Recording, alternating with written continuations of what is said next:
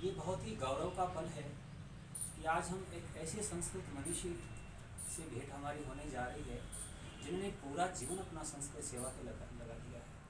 अपराकाशी कही जाने वाली गुलाबी नगरी की जन्म में भट्ट मथुरानाथ शास्त्री जी की यहाँ संस्कृत के शिखर मनीषी श्रद्धेय गुरुदेव देवर्षि कलानाथ शास्त्री जी, जो राष्ट्रपति सम्मानित हैं और केंद्रीय साहित्य अकादमी से पुरस्कृत मनीषी हैं। संस्कृत सुधीजन वृत्तम, विद्वजन चरितामृतम सहित कई ग्रंथों के रचयिता और बहुत से आपके व्याख्यान दूरदर्शन और आकाशवाणी पर आपने न जाने कितनी आपकी वार्ताएं, भेंट वार्ताएं, साक्षात्कार और बहुत से कार्यक्रम हुए हैं।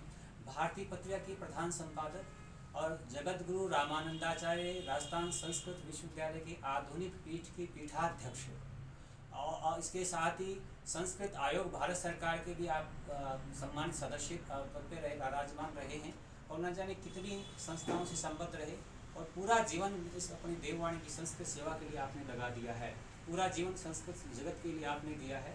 और इसके साथ ही मैं आपके इस बहुमान में दो शब्द कहकर के अपनी बात आगे बढ़ाना चाहूँगा। यह वह धरती है जहाँ जन्मे मधुसूदन ओझा। यह वह धरती है जहाँ जन्मे मधुसूदन ओझा। यह वह धरती है जहाँ भट्ट श्री मथुरानाथ शास्त्री जी ने बिखेरी अपनी रचनाओं की ईश्वरमाला। जीवन का हर पल देववाणी को दिया आपने। जीवन का हर पल देववाणी को दिया आपने। राजस्थान की धरा, राजस्थानीय धरा को संस्कृत से उर्वरा किया आपने। राजस्थानी धरा को संस्कृत से उर्वरा किया आपने। प्रतिकूल स्वास्थ्य के बावजूद भी रचना रचते आप श्री नारी हितों और जनहित की संस्कृत की मधुर छंदों में रचना रचते आप ही। हे संस्कृत के सहृदय मनीषी, हे संस्कृत के सहृदय मनीषी, सैकोटि नमन आपको। इस धरती के गौरव आप हैं। सत सत अभिनंदन आपको, सत सत अभिनंदन आपको। ये बहुत ही गौरव का अनूठा सुखद पल है कि आज हम जयपुरी नगरी जो अपराकाशी भी कही जाती है, वाराणसी व जयपट्टनम व, और ये बहुत ही और भी दूसरा बहुत ही सुखी का पल है कि आज हमारे जो है गुरुदेव के आवास पर जो है हमें उसे भेंट करने का बहुत ही सौभाग्य प्राप्त हुआ है। हम उनका बहुत बहुत आभार व्यक्त करते हैं और ये बहुत ही गौरव का पल है। ये बहुत ही ऐसी जिन्होंने पूरा जीवन अपनी संस्कृत सेवा के लिए लगा दिया, न जाने कितने ग्रंथों की रचना करके हमारे शोधार्थियों को, साहित्य जगत को, संस्कृत जगत को, कला और संस्कृति को अपनी बहुत अनमोल विरासत हमें सौंपी है। आने वाली पीढ़ियाँ इससे बहुत लाभान्वित होगी, ऐसे हमें लगता है। कृतिर्यशेष जीवती, आपने अपना पूरा जीवन कृति में लगा दिया। ऐसी अवस्था प्राप्त करते भी, वार्धक्य को प्राप्त करते भी तारुण्य आपने जो कार्य करके देश हित, राष्ट्र हित के लिए जो कार्य किया है, निश्चित रूप से वो शिवाणी रूपी जंजूरी में बांधना नामुमकिन है। तो भी आज ये गौरव का बहुत ही अनूठा क्षण है कि आज हमें आपसे मिलने का सौभाग्य प्राप्त हुआ। प्रतिकूल स्वास्थ्य के बावजूद भी आपने हमें थोड़ा समय दिया, इसके लिए हम गुरुदेव देवर्षि कलानाथ शास्त्री जी के हम बहुत बहुत आभारी हैं। धन्यवाद। हाँ गुरुदेव, हमने अभी कुछ दिनों पहले ही त्रिदिवसीय राष्ट्रीय संगोष्ठी का हमने कार्यक्रम शाहपुरा जयपुर में आयोजित किया है। संस्कृति मंत्रालय भारत सरकार द्वारा प्रायोजित और राजस्थान ग्रामोत्थान एवं संस्कृत अनुसंधान संस्थान शाहपुरा द्वारा आयोजित 3 दिवसीय राष्ट्रीय गोष्ठी का आयोजन हुआ।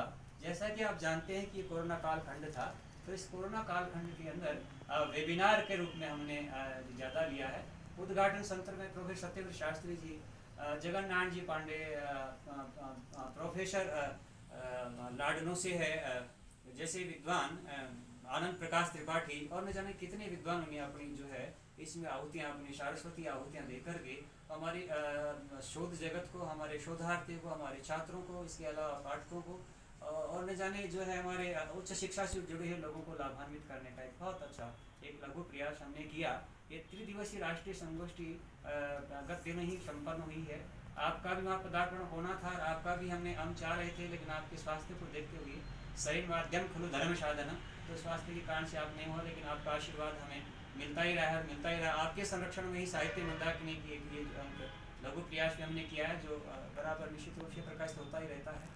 तो इसके लिए हम ऐसा क्या यत्न किया जाए कि ये जो है कालखंड उपरी, जैसा कि आपने अपने साहित्य मंदाकिनी के शंख में दिया भी है, अपने नारी चेतना पे, संस्कृत में नारी चेतना पर आपने कहा है, तो अपने मैं बहुत कुछ ज़्यादा नहीं कहते हुए आपसे चंद शब्दों में कहेंगे कि संस्कृत में नारी का अवदान और इसके लिए, इस गोष्ठी के लिए जो पढ़े गए शोध पत्रों में, उनके लिए हम क्या कर सकते हैं, आपका संरक्षण में ऐसा क्या हो सकता है?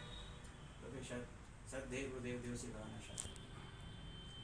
मैं बहुत बड़े कालखंड से परिचित हूँ, राजस्थान ग्रामोत्थान एवं संस्कृत अनुसंधान संस्थान से, उसके निदेशक डॉक्टर शंकरलाल शास्त्री जी से, उनके द्वारा प्रकाशित संपादित साहित्य मंदाकिनी पत्रिका से।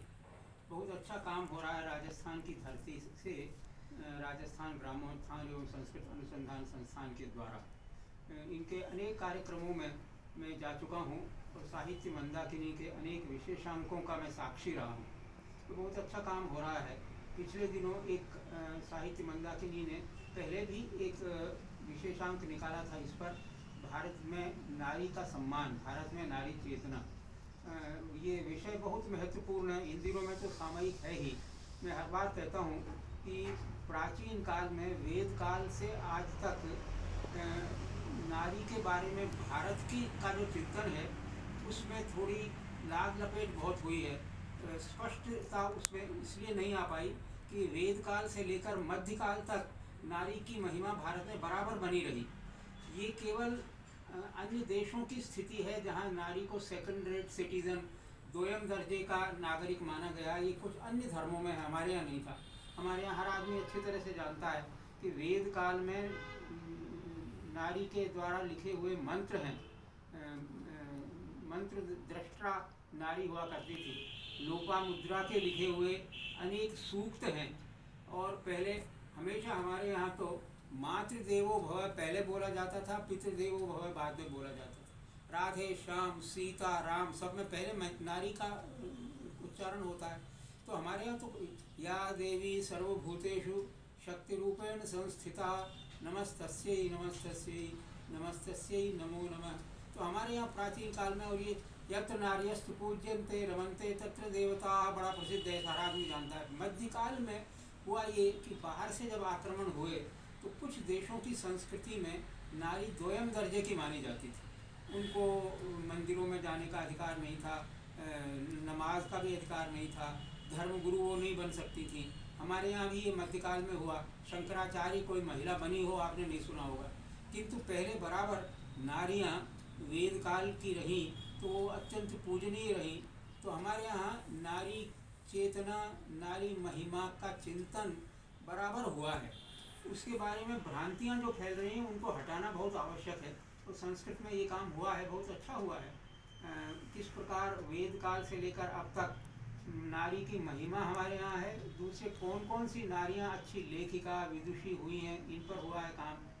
तो शंकरलाल शास्त्री जी ने साहित्य मंदाकिनी के द्वारा इस प्रकार का कुछ उपक्रम पहले भी किया था। अब मुझे जानकर और अधिक प्रसन्नता हुई कि इन दिनों में वेबिनार इस पर हुआ, नारी चेतना पर, और अनेक विद्वानों ने इस पर चिंतन किया। बहुत आवश्यक है ये बतलाना कि हमारे यहाँ प्रारंभ से जो काम हो रहा था वह अब भी है। ये वीमेंस लिब, ये जो नया चला है, नारी मुक्ति की चेतना, महिला मुक्ति आंदोलन, ये सब बाहर की प्रेरणा है। अंग्रेज़ों के यहाँ तो कई किताबें लिखी गई, आपको तो मालूम ही है। सेकंड सेक्स नाम की किताब बड़ी प्रसिद्ध है, इस तरह की लिखी गई कई लेखिकाओं के द्वारा। तो उनके यहाँ ये आंदोलन चले, हमारे यहाँ भी उनकी नकल पर आंदोलन की आवश्यकता हुई। तो इस दृष्टि से ये बतलाना बहुत आवश्यक हो गया कि भारत में तो ये चिंतन बराबर रहा और कभी भी नारी को इस रूप में अपमानित नहीं किया गया। बीच में होने लग गया होगा, दासी प्रथा है और है सब है। तो ये अच्छी बात है कि साहित्य मंदाकिनी के इस अंक में भी बहुत सुंदर सामग्री इस संबंध में आई है और चिंतन भी इसके ऊपर हुआ है। हमारे यहाँ संस्कृत को पहले एक बीच में संस्कृत विद्वानों में एक ये लहर आई थी कि नारी को वेद पढ़ने का अधिकार नहीं है। ये एक बहुत ही चिंतनीय और शोचनीय स्थिति थी। कुछ शंकराचार्यों ने भी कहा कि वेद पढ़ने का अधिकार क्यों नहीं। अरे भाई, जब नारी वेद मंत्र लिख सकती है तो पढ़ने का अधिकार क्यों नहीं है। तो ये सब मध्यकाल की प्रेरणा थी। मध्यकाल की इस प्रेरणा के विरोध में अब जागृति आई, आर्य समाज ने जागृति की। और भी अनेक इस प्रकार के संस्थाएं हैं जो इन दिनों में काम कर रहे हैं। तुलसी और इन सब इस प्रकार की संस्थाएं हैं। जो श्री राम आचार्य की संस्था एक है, वो बराबर उनके यहाँ तो महिलाएं ही पौरोहित्य करवाती हैं, विवाह करवाती हैं। तो इस प्रकार आचार्यत्व, पौरोहित्य ये नारी के लिए वर्जित है। ये मध्यकाल की जो भ्रांत धारणा थी वो हमारी नहीं है, ये बतलाना बहुत आवश्यक है। और अच्छी बात है ये है कि ये बताई जा रही है। तो मुझे प्रसन्नता हुई ये जानकर कि विद्वानों ने भी इस पर कहा, चिंतन हुआ और नई पीढ़ी को प्रेरित किया गया इस विषय में। तो अच्छी बात यह है कि ये चीज़ ग्रंथाकार में भी आ सकती है ग्रंथ के रूप में। दूसरा, थोड़ा थोड़ा आजकल सोशल मीडिया बहुत पॉपुलर हो रहा है, इसलिए यूट्यूब पर आए तो बहुत अच्छा रहेगा। यूट्यूब पर उन भाषणों को बहुत आसानी से अपलोड किया जा सकता है, तो वो सुने। और भारत में नारी के बारे में जो बात हुई है वो भारत की नहीं है, बाहर की है। मैं तो ये हमेशा कहता रहा हूँ। तो ये बतलाना चाहिए कि हमारे यहाँ तो नारी की महिमा बराबर रही और अब भी है और अब भी होनी चाहिए। इसलिए दहेज प्रथा और बहुविवाह ये सब बीच में जो आए थे उन सब का विरोध हुआ, संस्थाओं के द्वारा विरोध हुआ, और अब संस्कृत की संस्थाएं विरोध कर रही हैं। बहुत अच्छी बात है। तो इसलिए इस बात की आवश्यकता न समझी जाए कि अन्य बाहर से संस्थाएं, वीमेंस लिब में भी मैं हमेशा अंग्रेजी भाषा की दृष्टि से भी कहता हूँ कि इसके बारे में चिंतन करो, ये वुमेन्स लिब है या वीमेंस लिब है। कुछ पत्रिकाओं में वुमेन्स लिब छपता है, उनको वुमेन और वीमेन के अंतर का ही पता नहीं है। वीमेन है बहुवचन, महिलाओं की मुक्ति अगर कहना है तो वीमेंस लिब कहिए, वुमेन्स लिब न कहिए। ये ज्ञान नहीं है, लेकिन लोग ले उठते हैं आजकल। ये बड़ी समस्या है। तो इस समस्या का समाधान कर सकते हैं संस्कृत विद्वान करें, अन्य विद्वान चिंतन करें, और भारतीय संस्कृति के जो अध्येता हैं वो इस विषय पर लिखें और बोलें आवश्यक। तो आपने ये प्रेरित किया और शाहपुरा में प्रेरित किया, बहुत बड़ी बात है। इस दृष्टि से मेरी अनेक बधाइयाँ हैं। और ये सुझाव है कि ये प्रसारण के जितने तरीके हैं वो सब अपनाए जाएं। तो आपने 2 तरीके अपना लिए, सेमिनार इकट्ठा करके वेबिनार कर लिया और पत्रिका निकाली, प्रकाशन हो गया, प्रिंट में आ गया। अब उसको OTT सोशल मीडिया पर भी ला देना बहुत आवश्यक है। तो उसके बाद निश्चित रूप से इसका यश भी बढ़ेगा। मैं बहुत बहुत बधाइयाँ देना चाहूँगा साहित्य मंदाकिनी पत्रिका को, ग्रामोत्थान एवं संस्कृत अनुसंधान संस्थान शाहपुरा को, डॉक्टर शंकरलाल शास्त्री जी को, उनके समस्त सहयोगियों को जो एक ऐसा काम कर रहे हैं जिसका मूल्यांकन निरंतर होता रहेगा, जिसकी महिमा बनी रहेगी, जिसकी प्रशंसा होगी। बहुत बहुत धन्यवाद। नमस्कार।